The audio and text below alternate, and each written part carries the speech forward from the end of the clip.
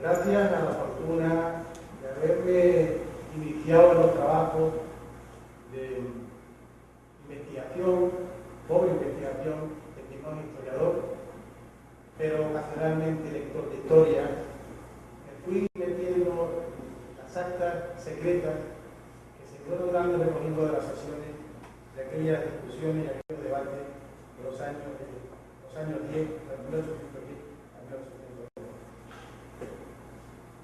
Agradezco sinceramente el honor que me brinda este nuevo instituto, a abrirme su cátedra a fin de que pueda exponer estos trabajos modestos sobre la figura del prócer pobre y tirano en las sesiones secretas de las Cortes Generales y Extraordinarias, que se abrieron precisamente por su vicepresidencia un 24 de septiembre de 1810, día de la Señora de la Merced, o patrona junto con la Virgen del Rosario de la ciudad de Cádiz. Siento, como decía, un verdadero gozo que hoy se me culmina, que me he ido persiguiendo a lo largo de estos últimos años. Durante algunos de estos años yo he sido vicealcalde en la ciudad de Cádiz, 12 años.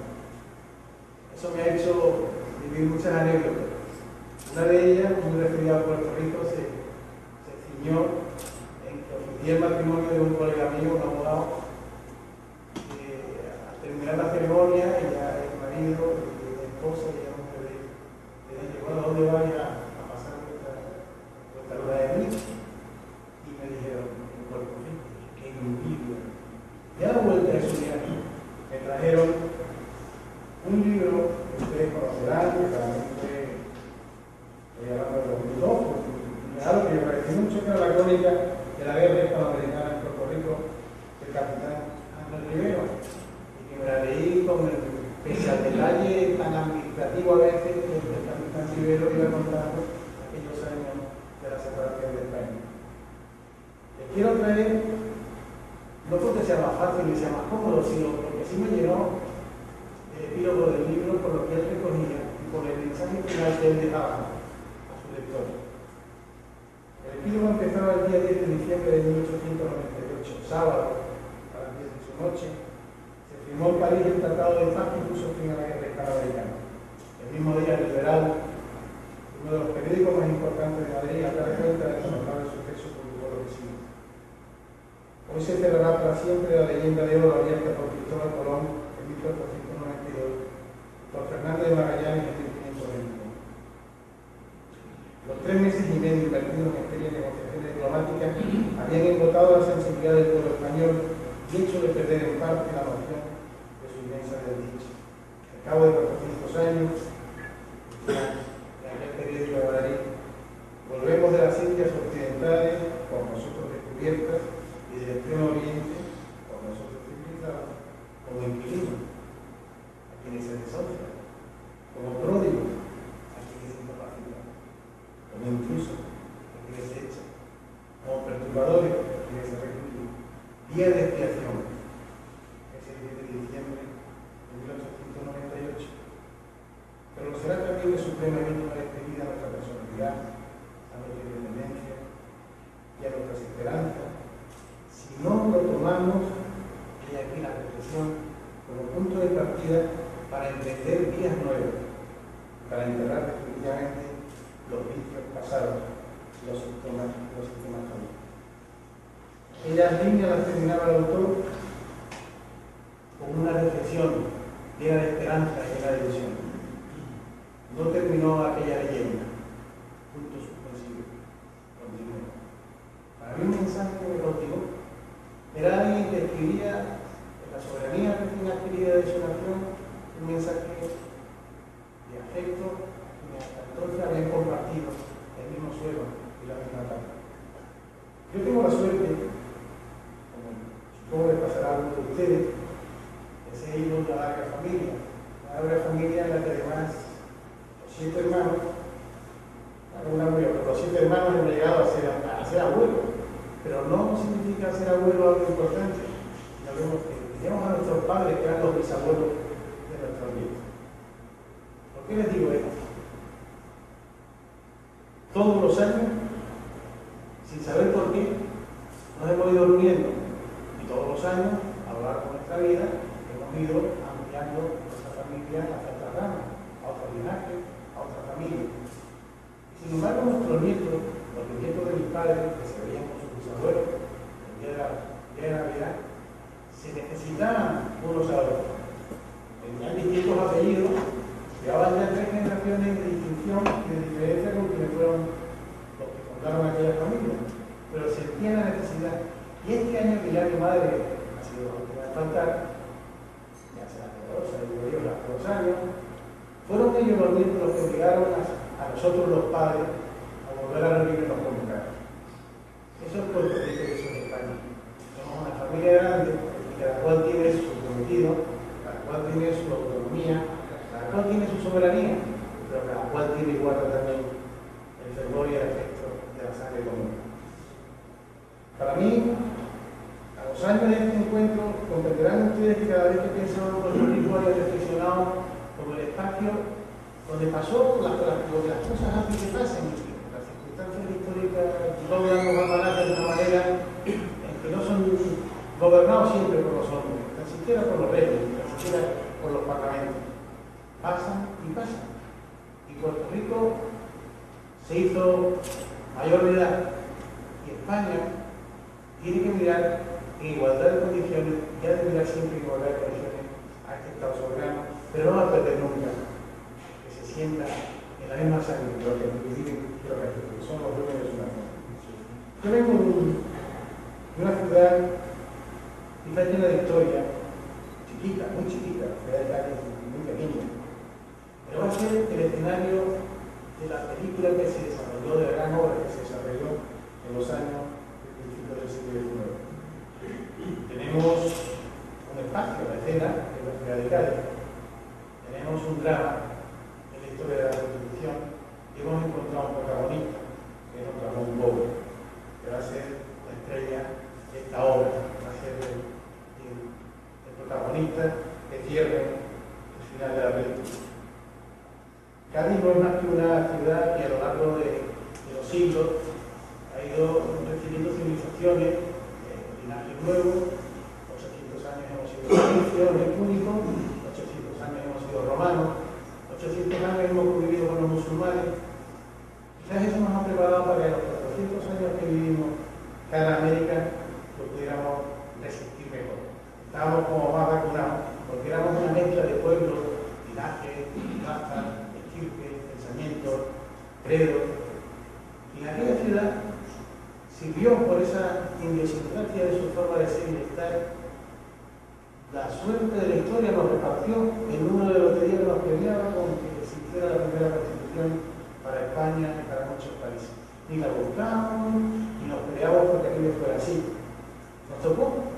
Quizás a la hora de comprar lotería hay que comprar uno de los que tiene y piensa que son los que van a caer en el superpremio, pero quizás nosotros habíamos hecho en nuestra lotería o en esa cámara la preparación de esa ciudad que había visto pasar a Aníbal, a Marco Escipión, al rey Alfonso, a Cristóbal Colón y a toda la flota de India que nos venía a lo largo del tiempo y de los años. Y los preparó. Y posiblemente cuando la generosidad, la voluntad, y sobre todo el afecto a lo que estaban haciendo de los diputados que vinieron de todo el orden, porque cuando uno lee los orígenes de donde fueron y de dónde vinieron, se asombra de la generosidad de aquellos hombres. Yo, a don Ramón Bowe, sí, era un hombre que estaba mucho en Cádiz, y en aquellos momentos también lo estaba. A veces pienso, veo aquí a nuestro embajador estudioso del diputado Pino, de Nuevo México, aquel pobre hombre que a lo mejor una célula de un burro, de una cabalgadura, empezó en los años previos a de la Constitución a partir desde el lejano Alburquerque, atravesando tierras hostiles a veces para llegar al puerto de Veracruz y coger uno de los galeones que venían a España. Y tuvo el pobre hombre la mala suerte de llegar cuando la Constitución se había proclamado y él venía a discutir. Pero él traía una carta para el rey y consiguió llegar y lo trajo. Hay una magnífica obra que yo les recomiendo que la lean, que nuestro embajador le dedicó muchísimo tiempo. Les decía que yo he ido dedicando mucho tiempo, algún tiempo, a leerme todas las actas de las sesiones secretas. Las actas de las sesiones secretas son áridas, son difíciles de leer porque están llenas de secretismo, no tienen la floritura, la alegría de la oratoria de aquellos tribunos que eran capaces de ir hilvanando preciosas parábolas a la hora de construir una frase que suscitara el interés de quien le tiene que escuchar. Es algo más que un documento administrativo, pero no es un acta llena de afecto y de cariño.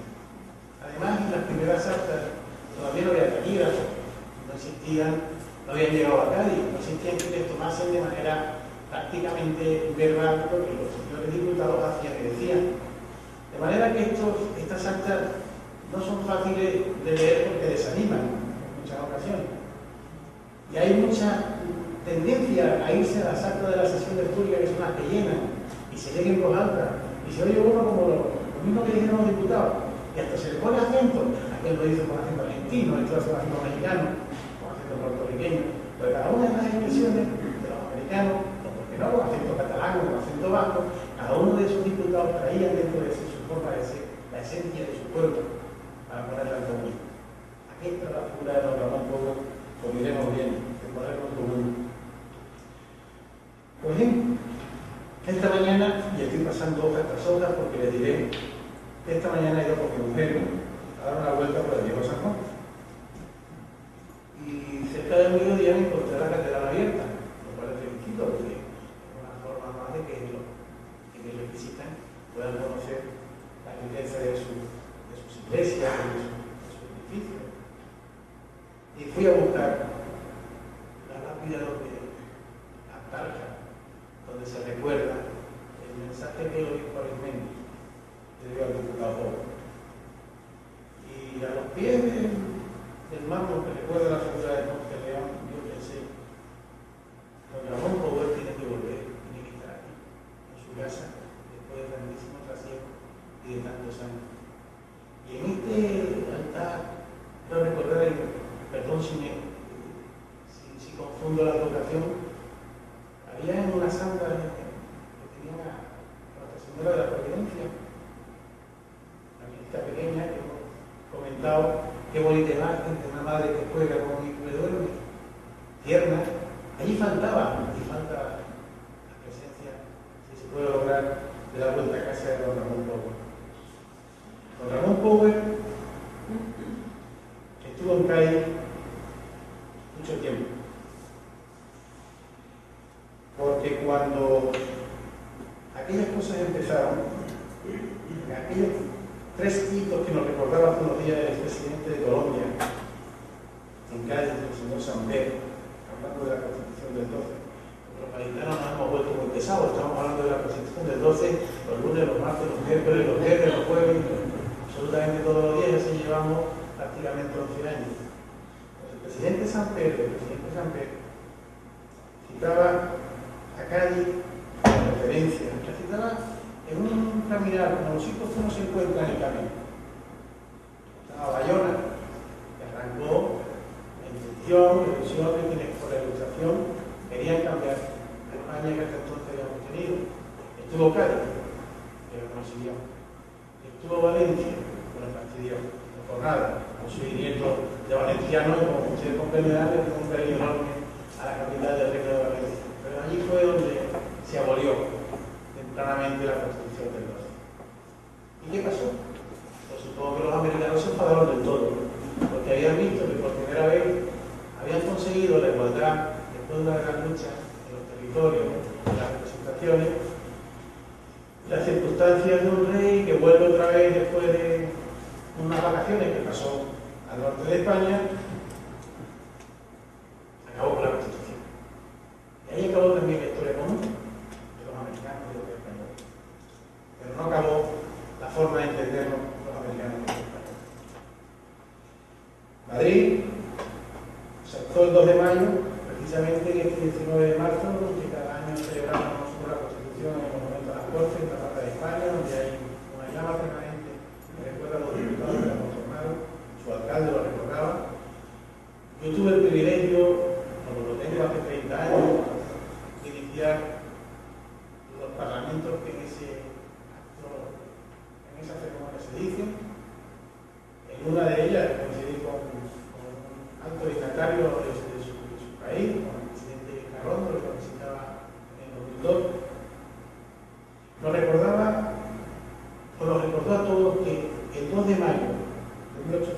hecho fue la puerta del 19 de marzo de 1812.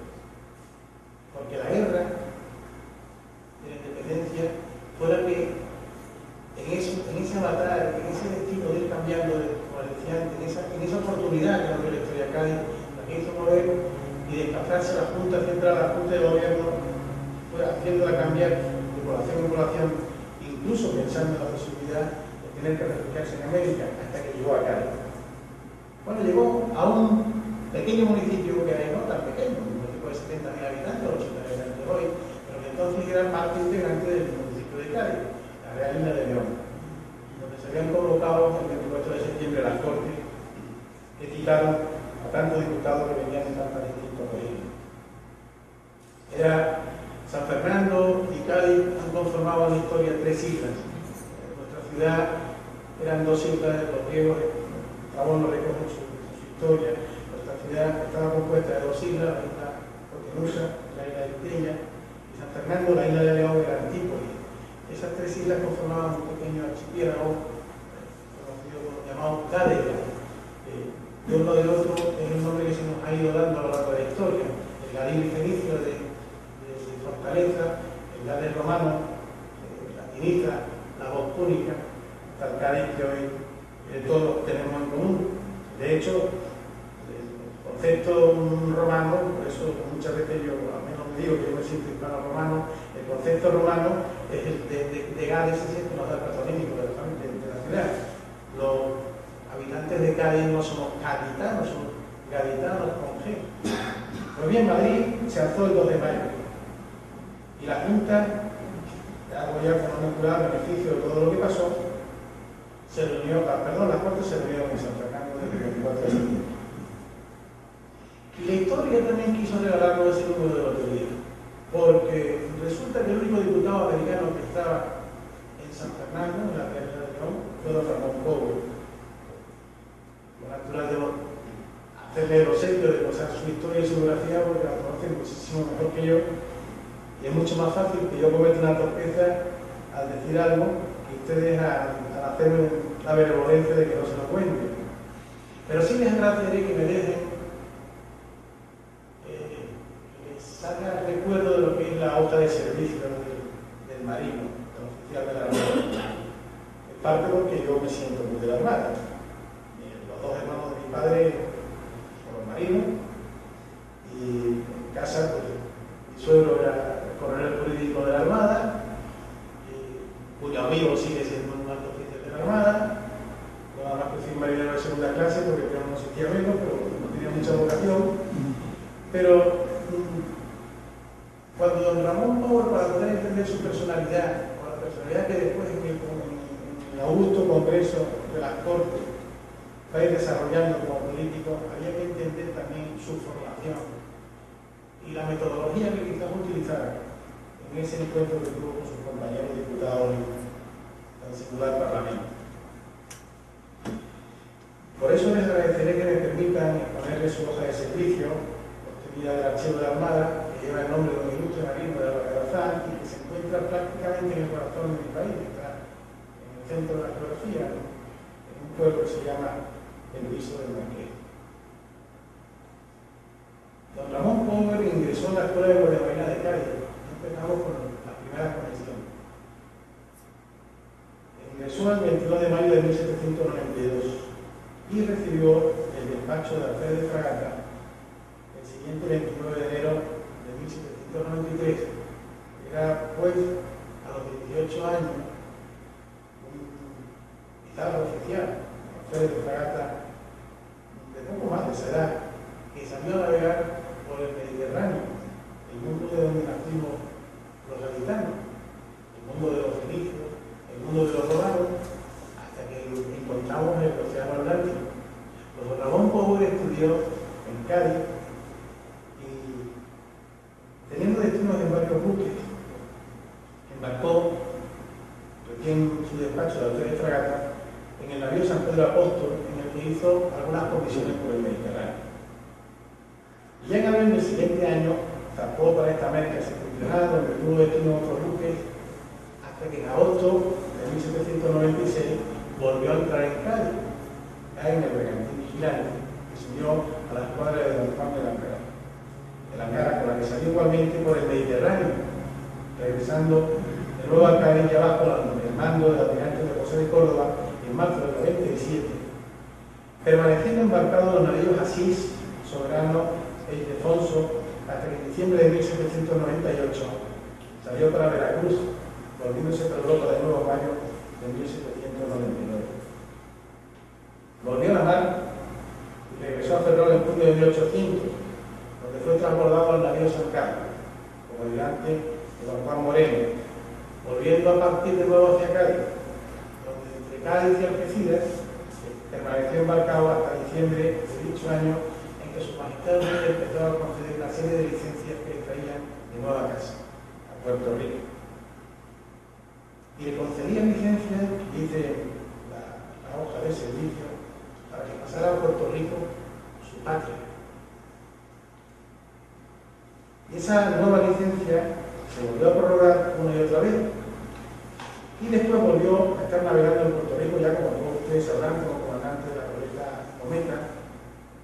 Y finalmente, el 12 de junio de dicho año, de 1857, se da cuenta en la hoja de servicio de una recomendación particular que el comandante del apostadero de Marina de Puerto Cabello hace ya del teniente de fragata, don Ramón Powell, comandante de la goleta Correo de Cometa, porque con sus conocimientos, actividad y celo mantiene la correspondencia de aquel continente con Puerto Rico, acabándose así en los reconocimientos de Powell la tradición guardada en el archivo de la Marina. No obstante, hay un oficio final unido a esa hoja de servicio, el 13 de julio se dirige a don Antonio Tejada, en la que se dice: el teniente de navío de la Real Armada, don Ramón Powell, diputado por las Cortes, por la isla de Puerto Rico, de donde ha salido ya para su destino, vino a fines de mayo del año próximo pasado en el bergantín de guerra El Águila, con el mando de las fuerzas sutiles de aquella isla de esta plaza, que se formalizó y estrechó desde su llegada en términos que cesaron por esta parte los recelos de que habla el diario. El exacto desempeño de su comisión, su interés por el real servicio, su carácter desinteresado y demás prendas que le califican de un vasallo estimable, me ejecutan a tomarme la libertad de hacerlo presente a vuestra majestad, considerándolo de justicia a favor de un oficial tan benemérito. Estas van a ser las claves que a mí me han hecho pensar la presencia de don Ramón de Powell en aquel supremo congreso, en aquel augusto congreso de la Corte General y Extraordinaria. Presidente, si no lo tenéis, yo te haré después entrega de la hoja de servicio de don Ramón Powell para que la tengáis en vuestra respuesta y proyecto. Como les decía antes, las actas son barcas, escasas, aburridas. Están muy alejadas de esa oratoria preciosa a la que nos tienen acostumbradas las sesiones públicas. Pero tienen una obsesión desde el principio, las actas secretas, y es la cuestión americana. Pero desde el principio es el principio. Las Cortes empiezan el 24 de septiembre, el 1 de octubre se está discutiendo con los diputados americanos, se está planteando la cuestión americana, que va a ser larga de colegio. Pero es como si se hubiera puesto en el paquete de juego la primera de las condiciones de que venían de este continente a discutir la nueva constitución que los españoles se querían dar. Era, como era natural, el mandato que traían de sus territorios y de sus representados. No ciertamente como ahora, pero sí éticamente como ahora. De la misma manera. Y ellos vinieron a hablar a Cádiz de lo que tenían que hablar, de lo suyo, y de lo que era común también para la nación. Y ya en el 3 de octubre, prácticamente a la semana, como les digo, de reunirse aquellas Cortes, ya se acordó con la presidencia, se acordó que todas las cuestiones que se suscitasen alrededor de la americana se trataran en sesiones secretas. Para, sobre todo, la primera de ellas, que era la de declarar los dominios de ultramar integrantes de la nación española con igualdad de derechos. El siguiente 9 de octubre, los diputados americanos, en estas actas se van recogiendo, le dieron tratar acerca de las declaraciones llamaban ellos lisonjeras y justas que convenían hacer en favor de los dominios de ultramar. Acordamos de tratar este tema en siguientes sesiones secretas y extraordinarias. Yo no sé si a ustedes les será común esta mecánica que a lo largo de los años parece que ha sido siempre permanente y constante. Las Cortes, cada vez que han tenido una dificultad, algún punto de inflexión donde podían atascarse, originaban una comisión. Y siempre se iban posponiendo. Hace el tema comisión. Con lo cual, indudablemente, no se perdía el interés, nadie quedaba excluido de su derecho que tenía de exponer su idea, pero por supuesto no era nunca atendida. Y las comisiones que fueron engordando. Curiosamente, cada vez que, lo van a ver si tienen la curiosidad de las actas, cada vez que hay un atasco, en ese momento, por el señor presidente, se decide que pase a comisión. Pues bien, también acordaron tratar este tema en siguientes sesiones secretas y extraordinarias. Ya ven, parece que hay un común deseo de los diputados americanos que así han llamado, y son de las cosas que desde el primer momento me llamó la atención. Diputados americanos y diputados europeos ya estaban como peleados desde el principio, porque no sé si eran diputados españoles ni a la postre, o eran diputados americanos y diputados europeos. Pues estos diputados americanos encontraron que llevar la cuestión al secreto, la cuestión americana al secreto, podía ser importante, porque ahí podrían discutirse mejor las cosas que con un público que alrededor hubiera, con una prensa que alrededor estuviera intentando mediar y medrar las libertades que ellos querían tener. Y los llamados diputados europeos también decían. El 10 de octubre de 1810 fue uno de esos días clave en la agenda de los diputados americanos. Aquella sesión secreta que se destinó exclusivamente a tratar de la solicitud de los diputados americanos a favor de aquellos dominios, dice el diario de sesiones que generó una discusión larga y vivaz por estimar justas sus pretensiones. Ya entonces, como les decía antes, en esa distinción que se hace de diputados americanos y diputados europeos, los diputados americanos en su mayor parte, menos los Ramón Powell, eran suplentes. No eran los diputados que habían sido elegidos por sus cabildos o por sus provincias. Eran americanos que en aquellos momentos residían en la península y que ostentaron, mientras que llegasen los diputados titulares, ostentaban una representación. En gran parte no solamente pasó con América, pasó también, entre otros, con el País Vasco, y hay quizás una confusión, a veces histórica, entre los vascos, es decir, que no tuvimos nunca una representación formal en la discusión de la Constitución y por lo tanto nosotros nos sentimos como muy ligados a esa Constitución porque también los diputados que tuvieron, concretamente recuerdo ahora al diputado de Guía López de Letona, que casi prácticamente al llegar al final, al momento de la lectura de la Constitución, se negaba a hacerlo por razón de que él no se sentía representante de un pueblo muy amante de su pueblo, y por lo tanto, como no había sido elegido y designado, esperaba que hubiese otra vez un diputado vasco que lo pudiera hacer. Pues bien, los diputados americanos presentes, que eran, como digo, todos suplentes, menos el político, el único propietario como tal, que era Ramón Powell, propusieron que para discutir sobre estas cuestiones lo aconsejable era esperar que llegasen los diputados americanos propietarios. Pero se trataron las primeras líneas de lo que iba a ser su trabajo, los primeros meses. Y aquellas líneas eran que las Cortes ratificaran las declaraciones que establecieran el principio de que los dominios de ultramar eran parte integrante de la monarquía e iguales en derecho a la madre patria. Son voces que se van llegando y bueno, a mí me llamaron la atención el cómo se iban utilizando los diputados americanos y se utilizaba la voz ya de madre patria.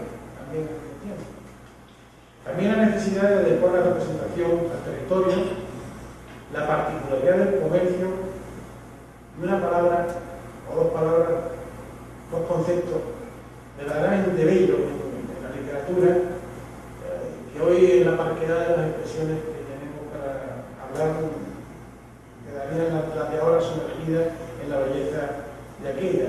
Aprobar un general olvido, lo que hoy llamamos, por lo menos en nuestro país, en España, llamamos una amnistía, pero era mucho más bonito decir un general olvido sobre las conmociones era también una forma muy elegante de decir la revolución que se estaba creando. Son dos conceptos preciosos, tiernos, que llenan de tranquilidad la lectura de quien abre un diario de sesiones y se encuentra no con la palabra amnesia griega de la memoria olvidada, sino un general olvido. Es como más de estar en casa, van a hablar entre nosotros, ¿no? Lo de la conmoción, había aquello que fue para mí la verdadera conmoción, llamarla la revolución o la insurrección, las conmociones. ¿Y qué dijeron las Cortes ese 10 de octubre? Prudencia. Y ahora escribamos, prudencia. O sea, hablemos despacio de estos temas y pongámosle poquito a poco en las páginas de la agenda. A lo que se ve, no se quiso tratar tan de inmediato el tema de la igualdad de las diferentes castas existentes de Ecuador existentes ya en América para medir la representación, lo que originó grandes discusiones que recoge el escribano. Eran el filo y corto. No sé qué quiso decir. Si es que se trataban bien o si es que no querían hablar mucho, pero si fueron como lo que se dijera, se diera por sobreentendido. Un largo rosario de debate se iniciaba, una vasta andadura de diálogo entre los diputados se iniciaba. Y el diputado secretario jurista de honda formación, como fue don Evaristo Pérez de Castro, propuso para entenderse americanos y europeos que se declarase desde ese instante que América era parte integrante de la monarquía y se obviara de momento el asunto de las castas como de la representación, trasladándose estos temas a futuras sesiones públicas que ya serían dadas. Así, al día siguiente, Pérez de Castro insistió en que no se hablara aún de la libertad del comercio. Tampoco, era uno de los temas tabúes. A que, como era de esperar, eso fue la voz de Mejía de Perica, el ecuatoriano, se opuso radicalmente a que se hiciera. Como también se pospusieron los debates sobre la igualdad de las castas, que lo pidió un diputado peruano, Morales Duarte, y que al parecer de los diputados americanos presentes para todas estas cuestiones era y seguía siendo que se esperase a los diputados titulares.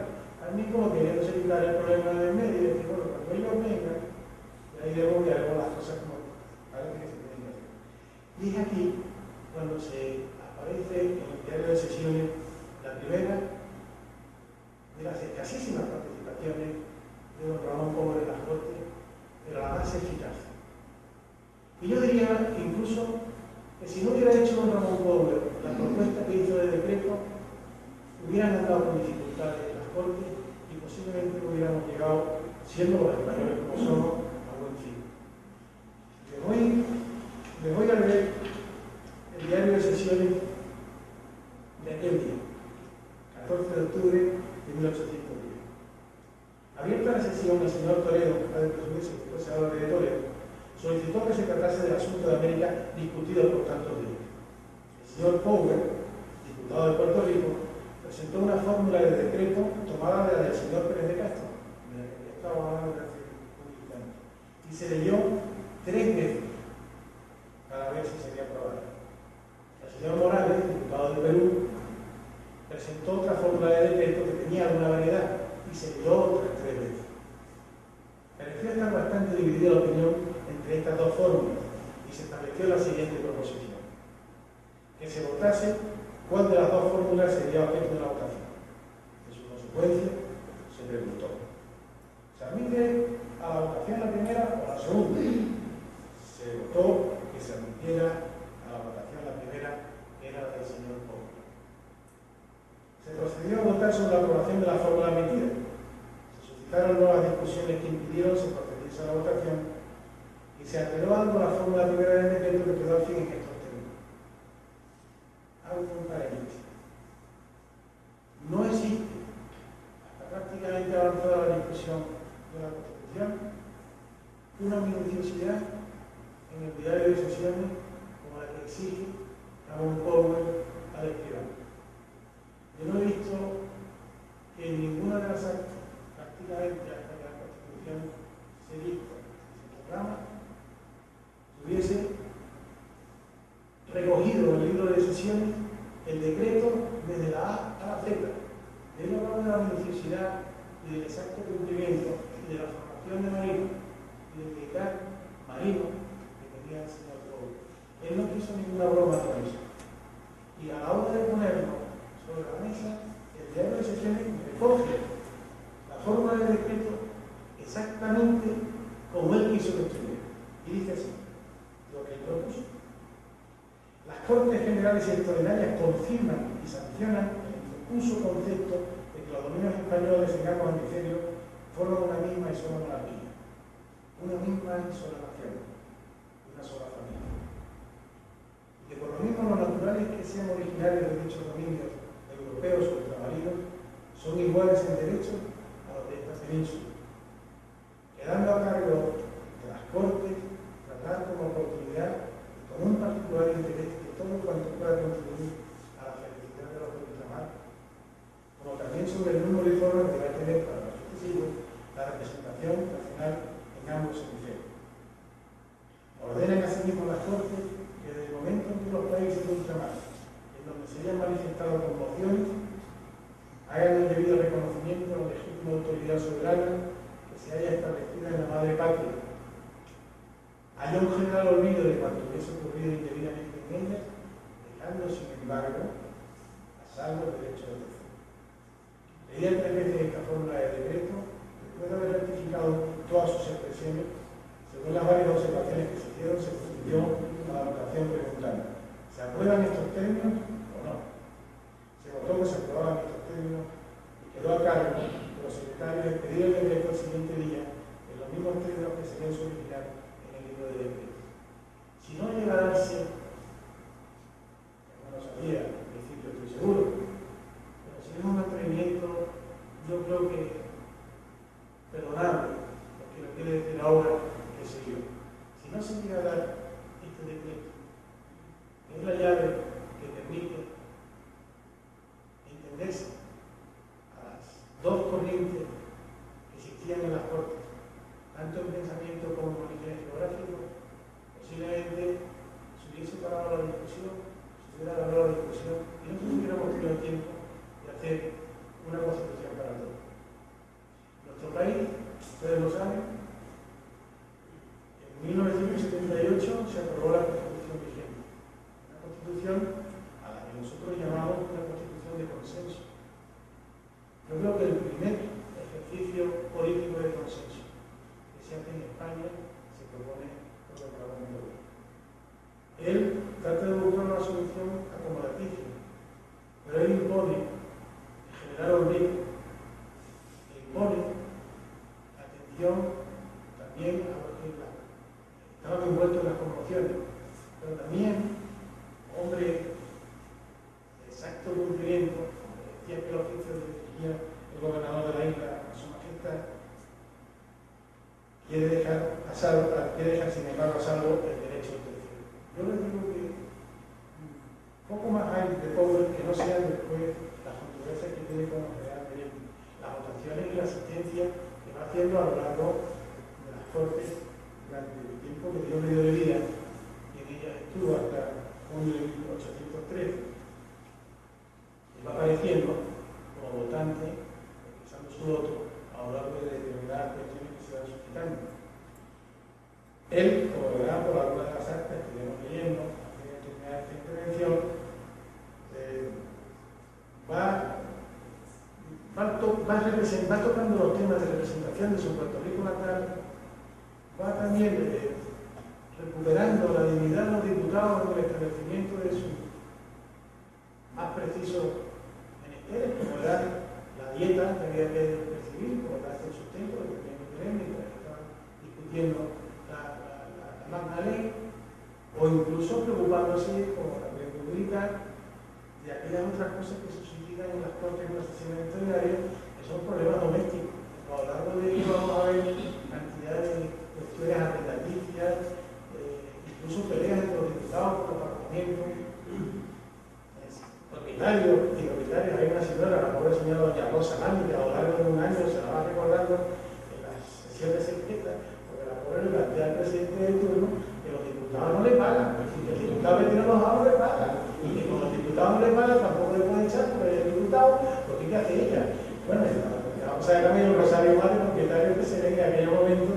Bueno, imagínense, una ciudad todavía, pequeñita, menos de 5 kilómetros cuadrados, de la mitad de ese puerto, pues si la mitad era huerta, nos quedaba por medio kilómetro cuadrado prácticamente para vivir. Y ahí estaba la guarnición que existía en la ciudad, parte de los ejércitos ingleses que nos ayudaban, o las tropas portuguesas que nos ayudaban. Imagínense los 300 diputados que hubo, la regencia, que realmente era un verdadero problema de independencia vivir en Cádiz. Y de hecho, los oficiales de submarino de la Armada conocen como sistema de rotatorio de 24 horas, que van cambiando en la misma línea de la tripulación, va cambiando cada 8 horas, pues aquí no era la prueba en Cádiz, porque los que venían del frente que hay alrededor, ya tuvo sitiada hasta el 27 de agosto de 1812, con la fuerza de Víctor, el Maricabito, y estuvo a 1 kilómetro de distancia de los fuertes de la fortaleza nuestra, del fuerte de Puntales, estaban esos cañones que si alguna vez han oído la típica canción gaditana, que la bomba que tiran los fanfarrones se hacen las gaditanas traducciones, pues estaban a eso, imagínense, pues esas fuerzas estaban ahí defendiendo la ciudad y por lo tanto no existían sitios. Y tener una casa, no una casa, un alojamiento en Cádiz, una habitación, era difícil.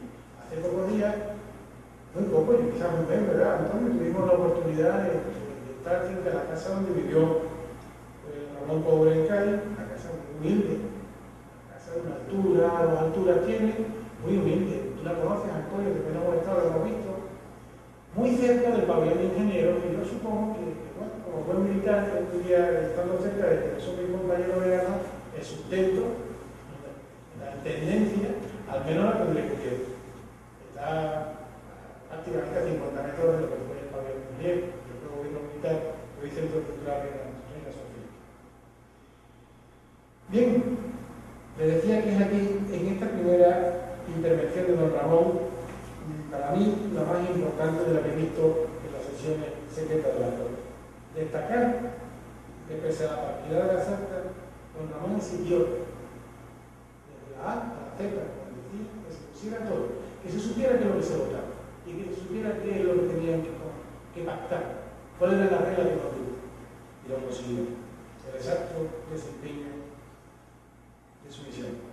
La Corte, a lo largo de los siguientes meses, siguieron discutiendo estas cuestiones que fueron resumiéndose en la libertad de comercio y posponiendo otras que quizás debieron de haber tenido mejor fortuna, mayor diligencia de los diputados. Pues, porque a los 2 siglos de haber pasado todo, yo creo que se debió de haber acometido la igualdad de todos, la igualdad de los derechos, por justicia y por dignidad humana. Ello no impidió que estas sesiones se ocuparan al menos parte de ellas de tratar temas, digamos, que personales, como decía de los diputados, ¿no? La dieta que don Ramón tanto luchó y trabajó por ella, los méritos que no se reconocían. Por ejemplo, hay uno del diputado Inca Impanqui, que era coronel, teniente coronel de Dragones, y no se le reconocía su grado, y al presidente de la Corte le exige que le reconozcan como oficial de lanceros, que era de Dragones, que era de la caballería española. El amparo del Supremo Congreso, aquellos otros que eran ofendidos, hubo grandes peleas, los diputados se trataban con mucha cortesía, pero hubo diría que cuchillos intelectuales, ¿no? También.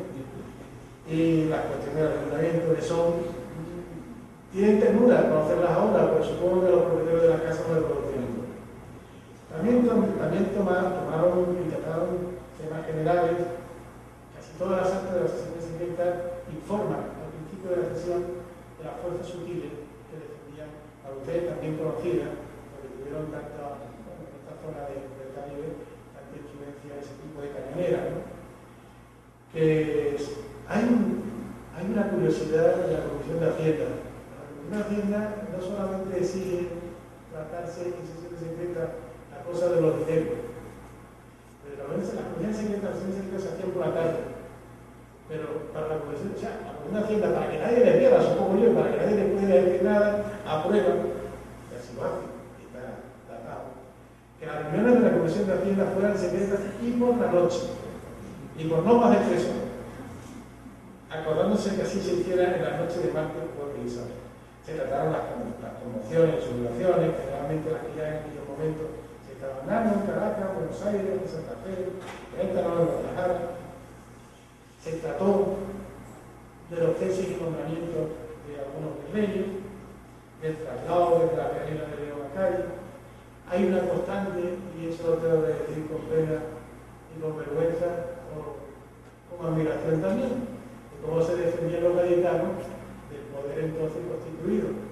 Porque a lo largo de como 2 años y pico, el Supremo Congreso, las Cortes Generales y Extraordinarias no consiguieron el préstamo que querían, lo consiguieron al final, porque tardaron 2 años el préstamo que le pedían a la ciudad de Cádiz, que era un tipo de real de Bellón. También se tratan las relaciones con los ingleses, la fuerza que hacen los ingleses con la mediación de los puertos americanos. Ellos van buscando en aquellos puertos donde se están produciendo las conmociones, quieren aparecer como mediadores para pacificar las relaciones entre los conmovidos y el gobierno de su majestad. Lo que querían era buscar puertos de comercio, como era natural, porque tenían ellos su necesidad de hacerlo y sabían que los puertos americanos también iban a seguir en ello. También se tocan las singulares relaciones con Estados Unidos.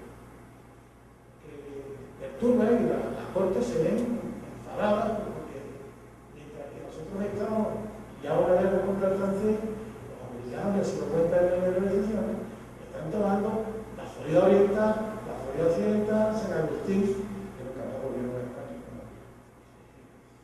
También la posible venta de los presidios menores, que es una de las cosas de hacer fortuna vendiendo la tierra, ¿no? Cosa que no es buena, pero que se dio. Y que Cromwell, aquí sí es un español, digamos, de los dos hemisferios, porque es de los que votan y consiguen, por una diferencia de 20 o menos votos, y que no se vengan los presidios menores, que como ustedes saben son todos sus votos por islas, incluso territorio al norte de Marruecos, que mantiene España, Y curiosamente, las Cortes Generales que se dedican también a ver cómo le financian al Ayuntamiento de Cádiz. Dichosa cantinera, el Ayuntamiento nunca hemos tenido dinero, siempre tenemos muchas necesidades. La protección del cuerpo. ¿Cómo salir de la protección del cuerpo? ¿Y cómo pagar? En cuanto a la mediación de Inglaterra, se aprueba en junio de 1811 una especie de fórmula en la que se admite esa mediación y las provincias disidentes se les pide que se allanen a reconocer, a jurar, a obedecer a las Cortes, al Consejo de Regencia y que nombren a sus diputados, algunas de las Vicentes, y los envíen a incorporarse con los demás de la nación. Se les exige la suspensión de hostilidades, la libertad de prisioneros, la retribución de los bienes, la atención a todas las reclamaciones que se sigan para hacer justicia, se da un plazo entre 8 y 15 meses para negociar. Y hay un diputado liberal, Olivero, que prácticamente al mes de este acuerdo se queja a las Cortes y dice que siempre, él piensa y es de la opinión, que siempre que entre los que son hermanos dentro de una nación se puedan transigir en su diferencia, no debe poder ser extranjero. Pero bueno, sí se acudió y los ingleses obtuvieron lo que obtuvieron. La cuestión americana, como decía, duró prácticamente hasta mediados de octubre de 1811. Que fue como se aprobaron las bases de comercio en la sesión secreta, que se habían empezado a hacer en la sesión secreta de 10 de abril. Las Cortes resuelven cómo entenderse entonces, en aquella sesión secreta de 10 de abril, las Juntas de América no habían oído las comisiones ultramarinas del provincia. No obstante, un mes después, precisamente el 2 de mayo de 1808, no 11, se ratifica de nuevo que sean objeto exclusivo de las sesiones secretas tratar del comercio, que nunca llevaron las sesiones públicas, así como de los presidios. Y será a partir de finales de este mes de mayo de 1811, cuando tantos dimes y diretes sobre la cuestión del comercio vayan tomando cauce de debatirse. Así que es en octubre, más o menos, cuando ya las bases, las 8 bases del comercio para mediar con los distintos puertos americanos, consigue crear una comisión especial, o no, una comisión nueva entre Sacario de la que componía la de negocio ultramarino y la de arreglo del proyecto. Curioso también para mí, en la sesión secreta se está discutiendo el texto de la Constitución y al mismo tiempo que se está terminando la aprobación de la base del comercio con América, se discuten en sesión secreta unos pocos artículos de la Constitución, poquísimos artículos de la Constitución. Yo cuando empecé a leerla siempre tenía la ilusión de encontrarme casi como una especie de cotilleo de quién y de cómo se fueron construyendo en secreto algunos de los artículos. No.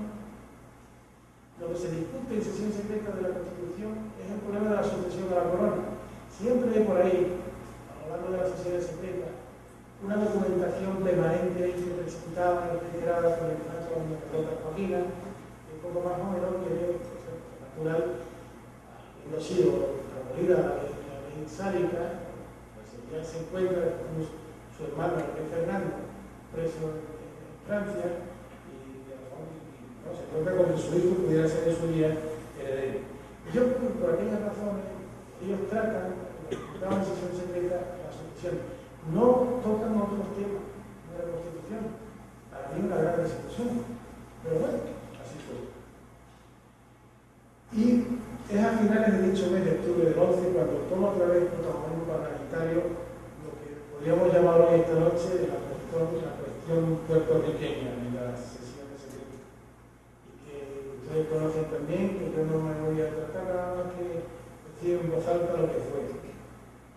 Se inicia con la representación que manda el gobernador Meléndez, que hace llegar a las Cortes para repartir los cargos que pudieran resultar de la Cámara de Diputados por los Puntos de Vista.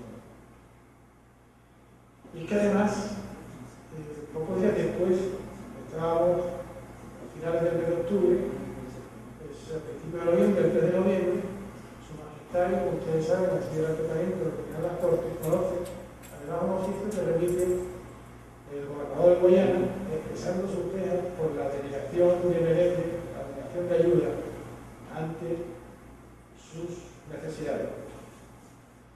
Ello nos lleva a volver a pensar en la personalidad de don Ramón Power en este oficio, en el que le dice el gobernador, dice el exacto sentido, su interés por el real servicio, su carácter desinteresado y demás prendas, que lo califican de un vasallo estimable y que es lo que le ejecutan a tomarse la libertad de hacer lo que su majestad. Don Ramón Power es un militar ilustrado. Como tal, a la disciplina de su conducta y de su cotidiano quehacer aumenta un nivel mayor de conocimiento.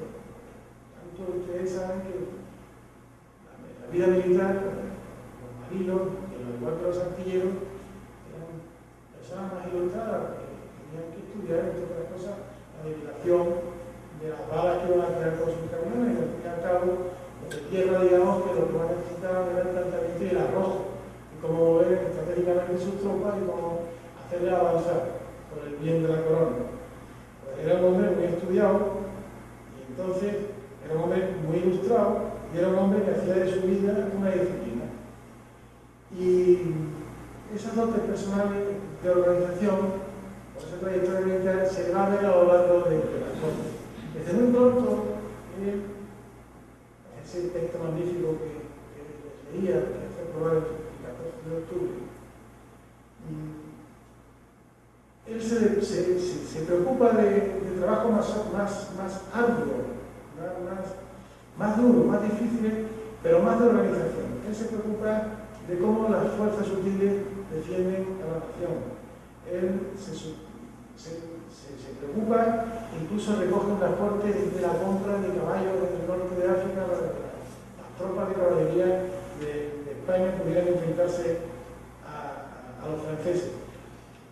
Para mí, además de este decreto del 14 de octubre que les decía, el señor Power es un hombre que hace una constante preocupación de lo que es, digamos, la intendencia en la vida en España, la vida política en España. La Hay quien se está preocupando de la construcción filosófica o del pensamiento para poder introducir en la Constitución o los artículos de la Constitución. Él lo hace, pero no es un orador de mucha constancia, pero sí es un diputado de mucho trabajo.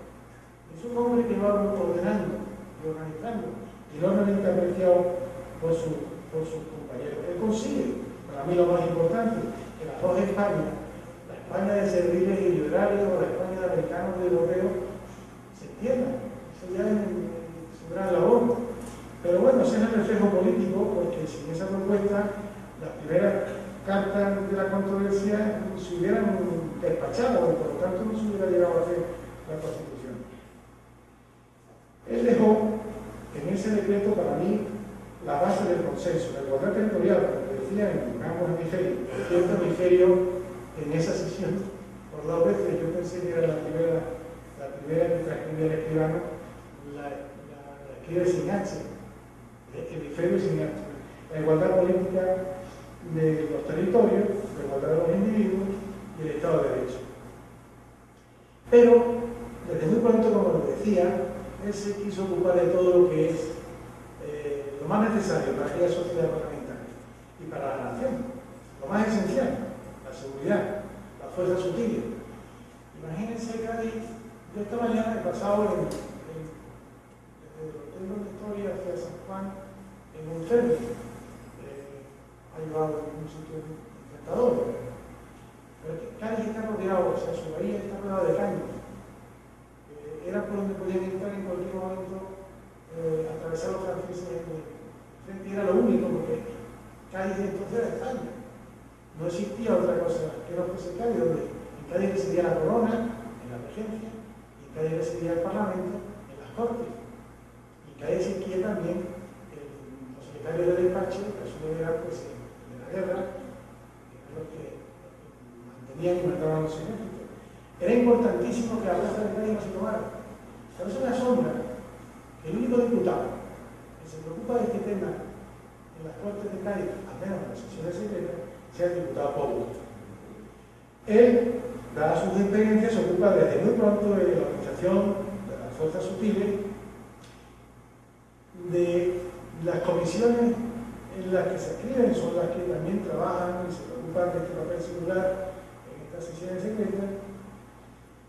Incluso, como les decía, las Cortes conocen un informe que hace en unión de otro diputado americano, Manuel de Llano, de la Fe de Villafranca, sobre la adquisición de caballos en África, ¿no? Que les permite a las tropas de caballería españolas surtirse de ello. Él hace lo necesario a su entender para proveer la defensa de Cádiz de la realidad de León. Él consigue aumentar las fuerzas sutiles de las que tenía robadas intereses en su anterior destino, y él se preocupó también por los militares, porque pobres militares españoles, sobre todo los pobres militares, los marinos, no percibían nunca a tiempo, y cuando digo a tiempo es un plazo de un año y pico, que no percibían sus haberes. Y él, que sabía que eran los que estaban luchando por la defensa de España, era que se preocupaba porque pudieran cobrar los olvidados militares españoles, sobre todo los marinos. Y además que se llevase a cabo convocatorias a gente de mar. Esto es importante. Es importante porque tenemos muy cerca, 3 años antes del desastre de Trafalgar, donde el alistamiento para aquella flota que ustedes saben que se hizo prácticamente a golpe de que se encuentra en el puerto que subo al barco. No eran marineros preparados. Y él consigue de las Cortes que los alistamientos que se hagan en la escasa manera que teníamos fuesen de gente de mar, de gente preparada para ir. No por ello dejan de estar presentes las cuestiones organizativas de la política de los reinos de España, y así en la sesión del 26 de noviembre de aquel mismo año, fiel a esos principios de consenso político, cuando empezó su voto para que se continuase el juicio de residencia al ex-rey de México, Héctor Garay, que dio su merced la causa imputada de incidencia, y secretaria general Olvido, por los acontecimientos acaecidos en aquellos dominios.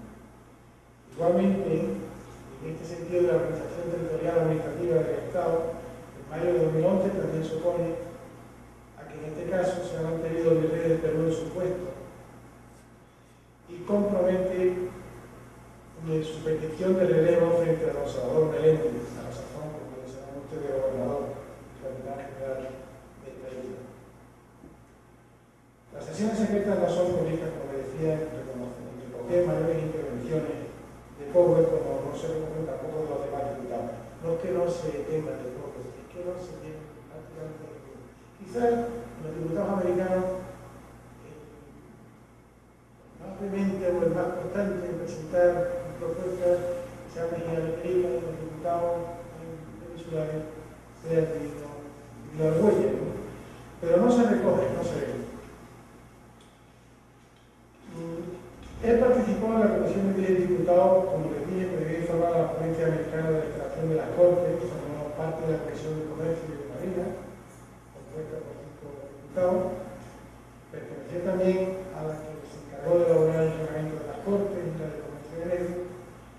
Participó en un poco debate, destacando lo relativo a la reforma de ultramar o la programa de la Estructura de Puerto Rico, y sobre todo la reivindicación de sí mismo por lo que estimaba calumnia vertida contra él por parte del periódico El Redactor General. Mantuvo, como bien sabemos todos, una larga disputa por conseguir la destitución del gobernador de la isla por su conducta arbitraria, quejándose además de las cortes que lo habían detenido y aplicado la falta de comunicación con los ayuntamientos a los representantes. A lo largo de la vida de Power en las Cortes se da cuenta, por ejemplo, de un informe de la Comisión de Guerra y Marina sobre las providencias que deben tomarse para la seguridad. Sigue con el ministro con el Ministerio de Marina o el despacho de Marina para la subida de la atención a los oficiales. El 13 de mayo de 1811, y ahí su minuciosidad, el señor diputado Power leyó un escrito en que manifestaba las diligencias que habían practicado para remover de la isla de Puerto Rico a su actual gobernador y concluyó con la siguiente proposición: que la Corte nombre una comisión especial compuesta del número de clases locales que tengan acto de aquí para que presente los documentos que presentasen ellos, y de otra que con indicación se pida a la Secretaría del Despacho y informe al Congreso si considera en efecto hay o no una indispensable necesidad de llevar inmediatamente en el mando al actual gobernador y capitán general del Salvador Meléndez.